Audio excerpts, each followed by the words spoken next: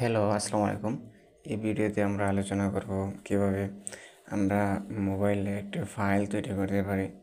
যেমন আমরা যদি আমাদের ফাইল ম্যানেজারে যাই, যেমন দেখতে পারবো আমাদের এখানে অনেক ফোল্ডার আছে।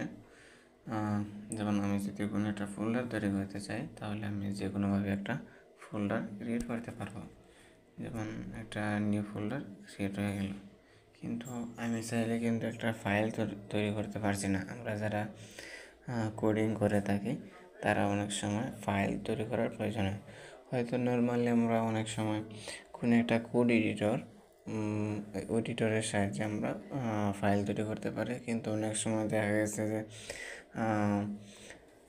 তৈরি করতে গেলে ঝামেলা হয়ে যায়। সেজন্য আমরা টেরমাক্সের মাধ্যমে একটা ফাইল তৈরি করতে পারি আমাদের লোকাল স্টোরেজে। সো লোকাল স্টোরেজে কীভাবে একটা ফাইল তৈরি করা যায় সেই বিষয়টি আমরা আজকে দেখব। সো আমি চাচ্ছি যে আমার এই ক্রিয়েট ফাইল ফোল্ডারের অধীনে আমার একটা ফাইল তৈরি হবে এইরকম index.js নামে। সো আমি প্রথমে চলে যাব আমার টেরমাক্সে গিয়ে যদি আমরা কোনো একটা ফাইল তৈরি করতে চাই তাহলে আমাকে টাচ কমান্ড ব্যবহার করতে হবে। সো আমি টাচ কমান্ড ব্যবহার করে একটা ফাইল তৈরি করব। সো টাচ দেন আমাকে আসলে লিখতে হবে, কি লিখতে হবে, আমি যেখানে আসলে যে লোকেশনে ফাইলটা তৈরি করতে চাই। যেমন আমি যদি টোটালি আমার ফোনের এই অংশটাতে চলে আসি, তাহলে আমি দেখব যে আমার স্টোরেজ লোকেশন আমি ফোন স্টোরেজে একটা ফাইল তৈরি করতে চাই। তো ফোন স্টোরেজে গিয়ে আমি যাব ডকুমেন্টস থেকে গিয়ে আমি যাব ক্রিয়েট ফাইল। এই ক্রিয়েট ফাইল ফোল্ডারের অধীনে কিন্তু আমি একটা ফাইল তৈরি করব। সো আমাকে প্রথমে চলে যেতে হবে এখানে এসে আমি লিখব স্টোরেজ, দেন আমি লিখব ইমুলেটেড। এটা আসলে স্টোরেজের সাথে লোকাল স্টোরেজের সাথে এটা লিখতে হয়, দেন 0 লিখতে হয়। তারপরে আমাকে লিখতে হবে লোকাল স্টোরেজের উপরে কী আসবে, আমার ফোন স্টোরেজের উপরে আমার আসবে ডকুমেন্টস। আমি ডকুমেন্টস ফোল্ডারে যাব আগে, ডকুমেন্টস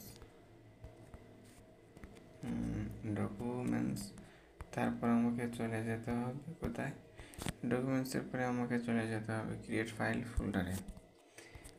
ক্রিয়েট ফাইল তারপর আমাকে ক্রিয়েট ফাইলের অধীনে কিন্তু আমি একটা ফাইল তৈরি করব। তো আমি দেব যে app.js। এবার কিন্তু আমি কোনো ধরনের স্ল্যাশ ইউজ করবো না, আমি জাস্ট app.js একটা ফাইলের নামটা বলে দেব।